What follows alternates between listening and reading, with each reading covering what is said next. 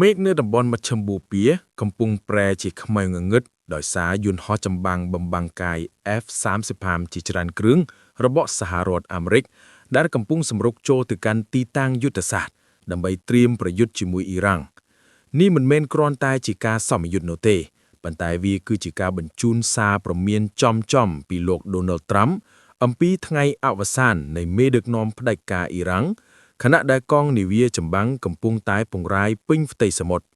ស្ថានភាពនឹងទៅជាយ៉ាងណានៅពេលដែលទីក្រុង Washington លែងចង់និយាយច្រើនហើយទីក្រុងតេហេរ៉ង់ប្រកាសថាមិនខ្លាចនោះទេតើអាមេរិកនឹងបើកការវាយប្រហារដើម្បីបិទបញ្ចប់កម្មវិធីនុយក្លេអ៊ែរអ៊ីរ៉ង់ដែរឬទេមកតាមដានជាមួយខ្ញុំទាំងអស់គ្នាសហរដ្ឋអាមេរិកនឹងបញ្ជូនយន្តហោះចម្បាំង F-35 ជាច្រើនគ្រឿងទៅប្រយុទ្ធនឹងប្រទេសអ៊ីរ៉ង់ខណៈដែលលោក Donald Trump បានព្រមានអំពីថ្ងៃអវសាននៃមេដឹកនាំផ្ដាច់ការយន្តហោះបំបាំងកាយរបស់សហរដ្ឋអាមេរិកជាច្រើនគ្រឿងទៀតបានធ្វើដំណើរកាន់តែខិតទៅជិតតំបន់មជ្ឈមបូព៌ាខណៈដែលទិន្នន័យតាមដានការហោះហើរនិងទំនាក់ទំនងត្រួតពិនិត្យចរាចរណ៍ផ្លូវអាកាសបានបង្ហាញថាយន្តហោះ F-35 ទាំងនោះបានទៅដល់តំបន់មជ្ឈមបូព៌ាហើយនៅពេលដែលទីក្រុង Washington បន្តពង្រឹងជំហរយោធារបស់ខ្លួននៅក្នុងតំបន់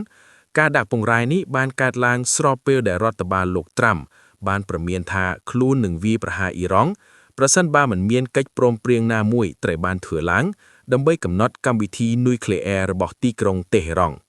ជាការឆ្លើយតបសហរដ្ឋអាមេរិកបានបង្កើនការដាក់ពង្រាយកម្លាំងអាកាសនិងការទារដែនអាកាសនៅទូទាំងតំបន់មជ្ឈមបូព៌ានិងអឺរ៉ុប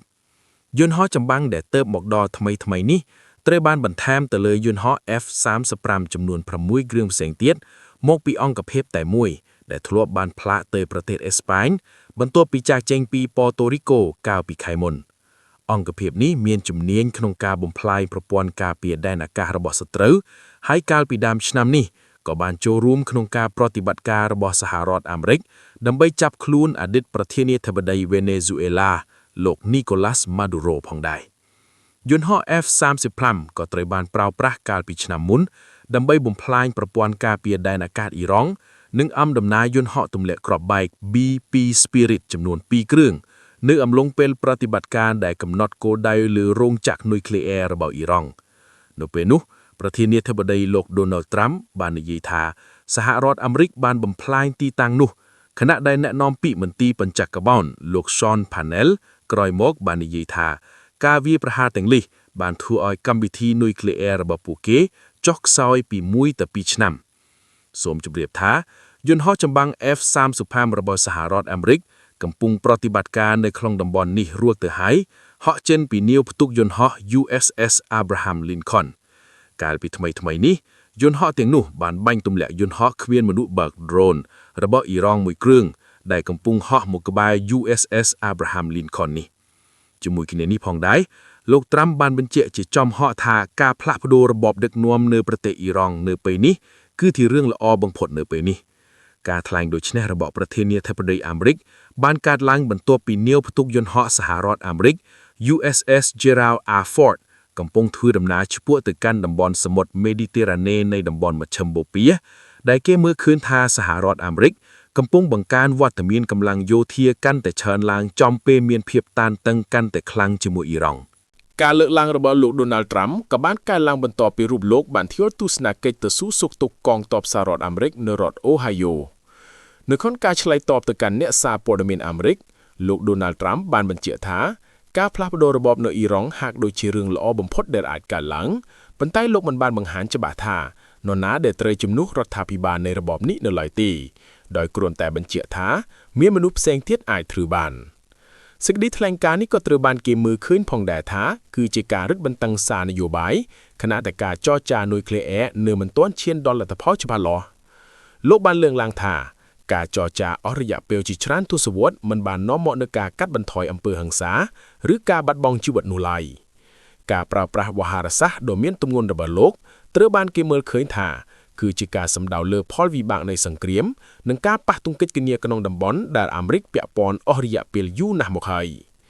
មិនតែប៉ុណ្ណោះទីក្រុង Washington ចង់ឲ្យកិច្ចព្រមព្រៀងអនាគតគ្របដណ្ដប់លើបញ្ហាជាច្រើនលើសពីនុយក្លេអ៊ែរ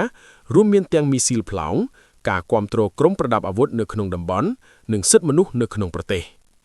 ขณะนี้ទីក្រុងតេហេរ៉ង់បានបង្ហាញពីភាពត្រៀមខ្លួនពិភាក្សាអំពីការកំណត់សកម្មភាពនុយក្លេអ៊ែរប្រសិនបើមានការលើកលែងទណ្ឌកម្មប៉ុន្តែបដិសេធមិនភ្ជាប់វាជាមួយកម្មវិធីមីស៊ីលរបស់ខ្លួននោះទេគួរបញ្ជាក់ឲ្យដឹងផងដែរថាការគម្រាមប្រើកម្លាំងយោធាពីភាគីអាមេរិកនិងការផ្ញើសារឆ្លើយតបពីភាគីអ៊ីរ៉ង់បានបង្កើនការព្រួយបារម្ភអំពីការរីករាលដាលជម្លោះនៅទូទាំងតំបន់មជ្ឈិមបូព៌ាកាលពីឆ្នាំមុនសហរដ្ឋអាមេរិកក៏ធ្លាប់បានវាយប្រហារទៅលើគោលដៅពាក់ព័ន្ធនុយក្លេអ៊ែរដែលបន្ថែមភាពតានតឹងទ្វេដងផងដែរលើពីនេះអ៊ីរ៉ង់ក៏បានប្រកាសត្រៀមខ្លួនរួចជាស្រេចអស់ហើយទាំងផ្នែកការទូតនិងសង្គ្រាមនៅក្នុងកិច្ចសម្ភារផ្នែកមុខជាមួយសារព័ត៌មាន RT របស់រុស្ស៊ីរដ្ឋមន្ត្រីការបរទេសអ៊ីរ៉ង់លោក Abbas Araghchi បានបញ្ជាក់ថាទីក្រុងតេហេរ៉ង់បានត្រៀមខ្លួនរួចជាស្រេចអស់ហើយទាំងផ្នែកការទូតនិងសង្គ្រាមជាមួយសហរដ្ឋអាមេរិកលោក Araghchi បានថ្លែងប្រាប់អ្នកសារព័ត៌មានថាគ្មានដំណោះស្រាយណាក្រៅពីដំណោះស្រាយតាមផ្លូវការទូតនោះឡើយបច្ចេកវិទ្យានិងភាពរីកចម្រើនមិនអាចត្រូវបានកំទេចតាមរយៈការទម្លាក់គ្រាប់បែកនិងការគំរាមកំហែងផ្នែកយោធានោះទេទង្វើទាំងនេះហើយបានធ្វើឲ្យទីក្រុងតេហេរ៉ង់កាន់តែបាត់បង់ទំនុកចិត្តលើទីក្រុងវ៉ាស៊ីនតោនស្របពេលជាមួយគ្នានោះរដ្ឋមន្ត្រីការបរទេសរូបនេះបានបញ្ជាក់ថាយើងចរចាជាមួយសហរដ្ឋអាមេរិកតែអំពីកម្មវិធីនុយក្លេអ៊ែររបស់យើងតែប៉ុណ្ណោះការទាមទារផ្សេងទៀតគឺដាច់ខាតមិនអាចយកមកពិភាក្សាបានឡើយមិនត្រឹមតែប៉ុណ្ណោះលោក Araghchi ក៏បានបញ្ជាក់យ៉ាងច្បាស់ផងដែរថាអ៊ីរ៉ង់បានត្រៀមខ្លួនរួចជាស្រេចសម្រាប់ការប្រឈមមុខដាក់គ្នាប្រសិនបើកិច្ចខិតខំប្រឹងប្រែងផ្នែកការទូតត្រូវបានបរាជ័យលោកថាយើងរៀបចំខ្លួនសម្រាប់ដំណោះស្រាយការទូតក៏ដូចជាការត្រៀមខ្លួនពីការឈ្លានពានថ្មីៗណាមួយផងដែរសកម្មភាពយោធារបស់អ៊ីរ៉ង់បានប្រសើរឡើងទាំងបរិមាណនិងគុណភាពចាប់តាំងពីការទម្លាក់គ្រាប់បែករួមគ្នារបស់អ៊ីស្រាអែលនិងអាមេរិកកាលពីឆ្នាំមុនកិច្ចសម្ភារនេះផងដែរក៏ត្រូវបានចាប់ផ្សាយស្របពេលដែលប្រមុខសេតវិមានលោក Donald Trump បានប្រកាសថាសហរដ្ឋអាមេរិកនឹងបញ្ជូនកងនាវាចម្បាំងដ៏មហិមាទី2ទៅកាន់តំបន់មជ្ឈិមបូព៌ាពោលកិនសម្ដៅទៅរកអ៊ីរ៉ង់តែម្ដង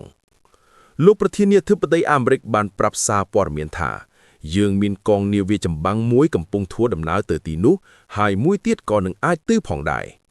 យើងអាចនឹងសម្រេចកិច្ចព្រមព្រៀងមួយបើមិនដូច្នោះទេយើងនឹងចាត់វិធានការដ៏តឹងរ៉ឹងបំផុតដូចកាលពីលើកមុន